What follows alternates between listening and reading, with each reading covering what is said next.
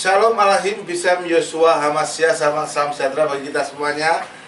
Teman-teman semuanya, adik-adik semuanya yang ada di sini ya. Kita berkumpul bersama di sini di rumahnya Mas Bugo di Waringrejo.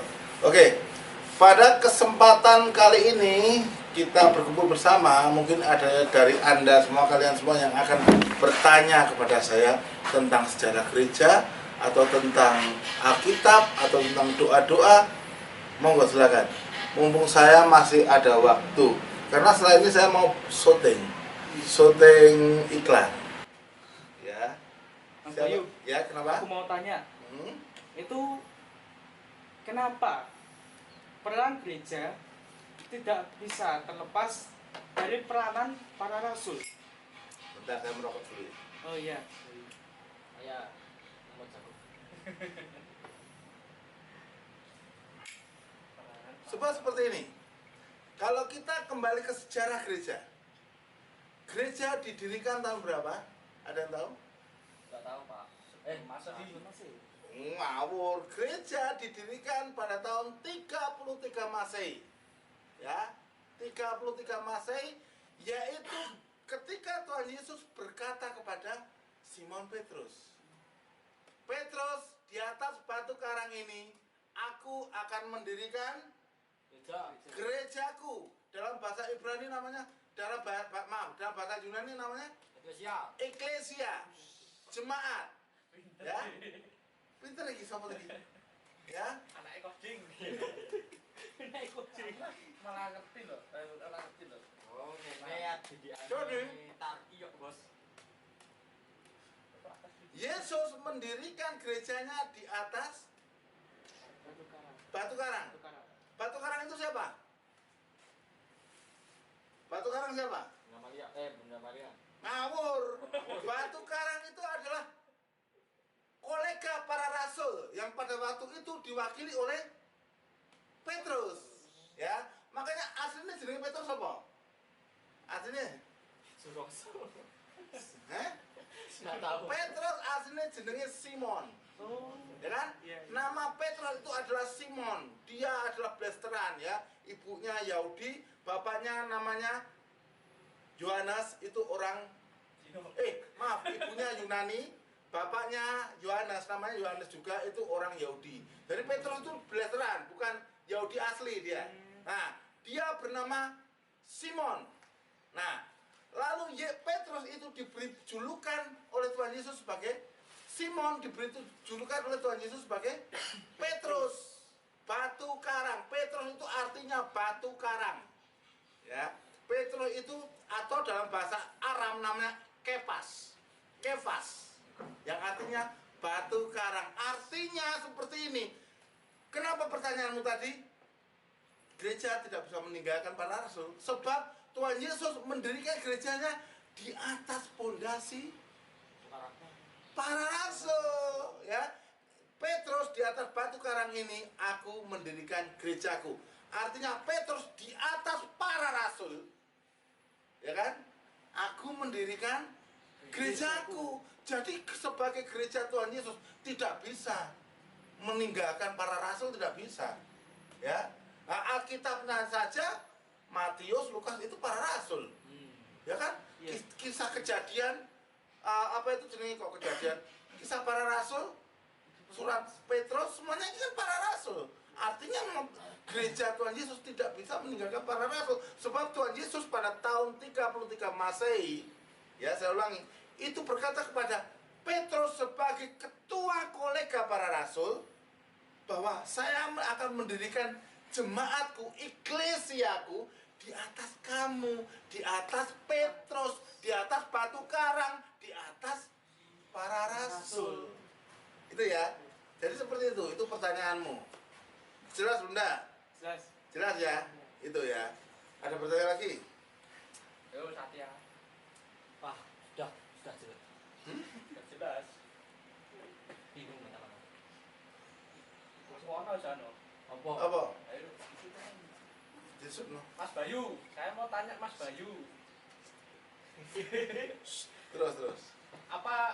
Apakah ada hubungan gereja sama kebudayaan? Maksudnya bagaimana ini? Ya ada kaitannya gereja sama kebudayaan yang sampai sekarang ini apa enggak? Iya, harus ada. Sebab Apakah itu bisa gimana? terpisah apa enggak? enggak gini. Sebab Yesus sendiri, kalau kita kembali kepada Tuhan Yesus, Yesus itu hidup pada tradisi mana? Ya. Tradisi Yahudi.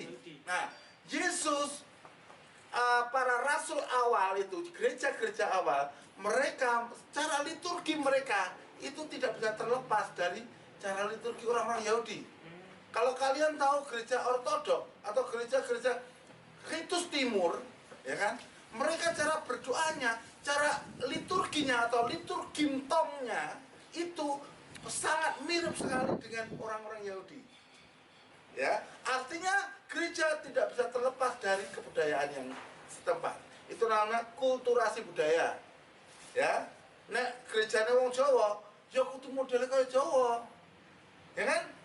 Gereja wong Amerika, yuk kayak Amerika, bos Alkitab bahasa Inggris gitu.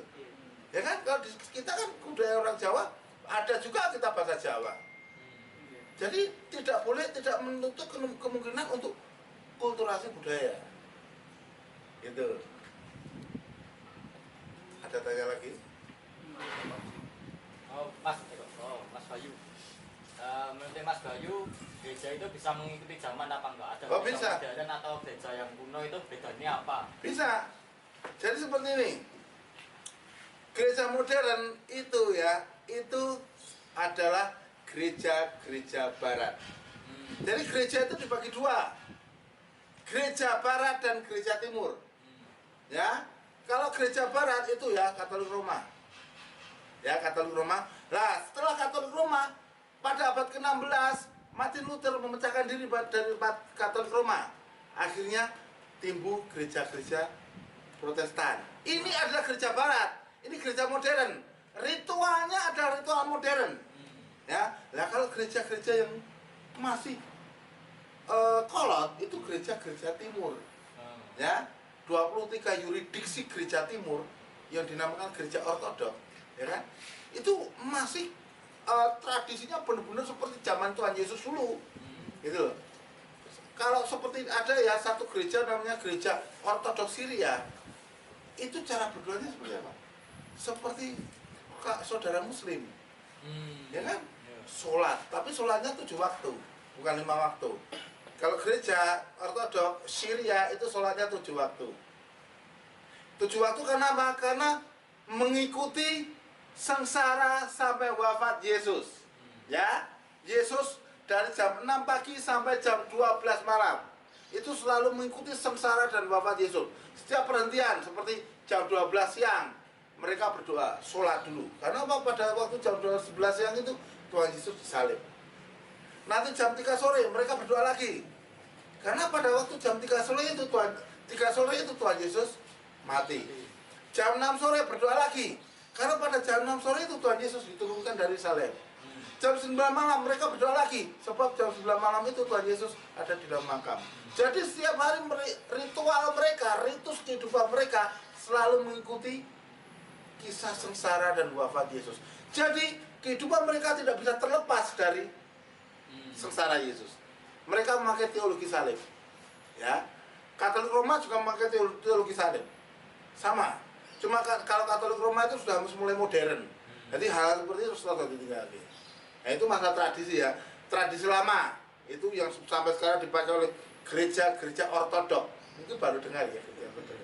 Ya, baru dengar ya. Gereja ortodok itu gereja paling lama. Ya, gereja.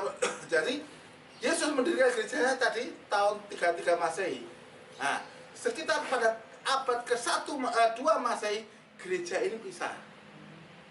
Ya. Gereja barat dan gereja timur. Ya, gereja barat dan gereja timur. Lah, tapi pisahnya ini urung-urung pisah tel. Cuma wis pisah argumentasi aja gitu. Nah, ketika setelah abad ke-11 mereka pisah tel misalnya. Gereja barat disebut Katolik Roma, gereja timur disebut ortodok. Lah, gereja yang ortodok ini terbagi menjadi 23 yuridiksi. Atau istilahnya dengan Katolik itu disebut keuskupan. 23 keuskupan, ya, Ortodoks Syria, Yunani, Rusia, Ortodoks Konstantinus, Ethiopia, Alexandria, 23 macam. Kalau Katolik Roma cuma satu. Nah, abad ke-16 Martin Luther mereformasi karena ada beberapa dogma Katolik yang dia tidak setuju, seorang pastor akhirnya memecah menjadi gereja-gereja Protestan. Itu seperti itu garis besarnya. Pertanyaanmu mau apa wis tak jawab toh? Woi, Ya wes. dajen karo sing kuno. Oh, Dajen karo sing kuno kan berarti kan intinya kan pertama satu terus kan kepecah. oh benar. Yang satu sudah memegang ke barat-baratan, ya kan? Karena ini pusatnya di Roma, jadi barat. Jadi wis modern. Nah, yang satu berpegang pada tradisi lama, tradisi para rasul. Para rasulnya berdoa ya supaya orang Yahudi, mereka orang Yahudi semua gitu. Yaitu sampai sekarang dipegang oleh gereja-gereja Ortodoks. Tapi garis besarnya ajarannya sama. Ya sama, teologinya kan sama, alat trinitasnya juga sama. Mudeng alat trinitas. Tahu? Enggak. Apa ya? Tunggal. Alat trinitas ya alat trinitas juga. Tunggal. Gimana? Tap. Tap. Tap.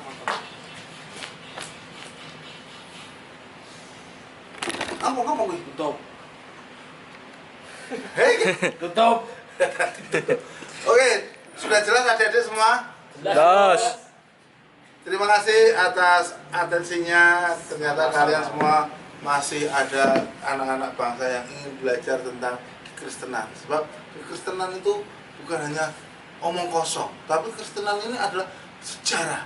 Kristen itu adalah masuk sejarah peradaban dunia. Ya, dunia bisa berkembang itu tanpa terlepas dengan peran serta kekristenan. Gitu ya. Jadi Kristen itu bukan hanya bohongan, tapi ini benar-benar ada dan semuanya tertulis jelas. Bukan hanya di Alkitab. Alkitab hanya Alkitab kok iki sekarang. Alkitab itu isinya hanya firman Tuhan. Tapi di luar itu ada buku-buku manuskrip dari bapak-bapak gereja yang menunjukkan bahwa gereja kita itu bukan hanya bohongan, tapi ini adalah gereja-gereja beneran. Gereja yang ada sambung raputnya dengan sejarah. Gitu ya. Sungai Yordan kan juga dulu kan buat baptis kan sekarang juga ada asli ini kan. Oh, pinter. Pinter Pinter banget. Oh, gabut. Nek Tanjung Anom kono ke. Karena bener-bener caranya. Apa yang disebut dengan baptis? Apa? Baptis itu maksudnya apa? Paten Lahir apa? baru. Iki bonus. Apa yang dimaksud dengan baptis? Lahir baru. Lahir menjadi Baru. Pinter tenan nih. Jiwa baru. manusia yang baru. Ah, pendeta baru. Baptis itu diambil dari bahasa Ibrani yang artinya Lahir baru. baptiso, Tisu. Islam. Makanya yang namanya baptis itu Islam. Hanya percik aja yang di Katolik karena umatnya kakean, romonya do males. Aslinya itu Islam, makanya namanya baptis itu kan baptiso. Ya, baptiso dari bahasa Ibrani yang artinya selam. Selam itu artinya kita mengubur dalam kita yang lama, dosa-dosa yang kita lama, ya kan? Karena akibat dosa Adam, ya, kita lahir kembali menjadi manusia yang baru. Setelah di Islam kan lahir belum kita di manusiaannya. Di sinilah Roh Kudus datang, manusia baru. Yang namanya Amin. baptiso. Oh, Tuhan memberkati toh kayak gitu. Iya. Dan langsung. Dan. Jadi. Tutup sih. Demikianlah aja mau tak tutup. Ayo iki bali meneh. Oke, terima kasih atensinya. Selamat sore. Tuhan memberkati. Solali memeani. Soal Memeani dan Dan.